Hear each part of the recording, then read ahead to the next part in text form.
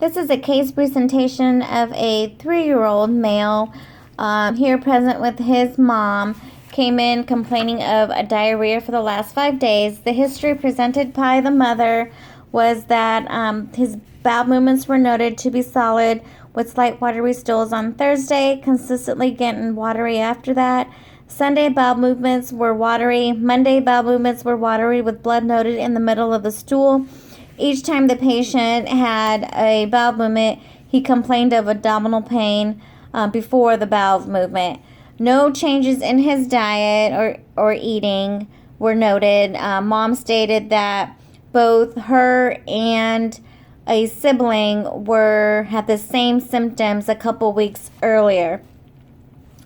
The patient also examination, his vital signs were normal. His pulse was 100, his temperature was 98.2, respirations 28, and he weighs 33 pounds.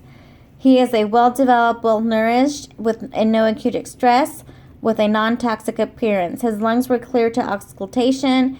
He had no respiratory distress, no wheezing, no chest tenderness, no use of accessory muscles. His cardiacs were normal heart rate, normal rhythm, no murmurs, rubs, gallops noted. His abdomen was soft, non-descended, no masses. He had normal active bowel sounds. He was non-tender to palpitation, no guarding or rebound. 3 of the differential diagnoses.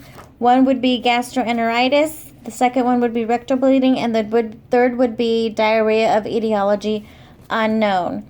Kind of ruled out gastroenteritis considering he did not present with nausea, vomiting, other than just the diarrhea, and not changing any of his eating or his diet, and hadn't gone out to eat at any restaurants or anything out of the ordinary. We kind of ended up ruling out that type of diagnosis.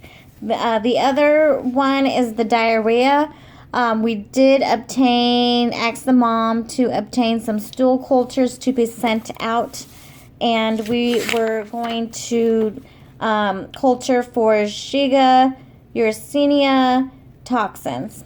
So that should be coming back. The other diagnosis was rectal bleeding, but considering he had no other symptoms, we were going to monitor that to see if that improved along with the diarrhea. We also suggested to the mom to follow the brat diet for a few days, just basically bananas, rice, apples, and toast for a couple days to see how he would do in that aspect. And if it gets worse, to definitely head to the ER, and especially if his abdomen does get distended, or if notices an increase in blood in the stools, to immediately head to the ER.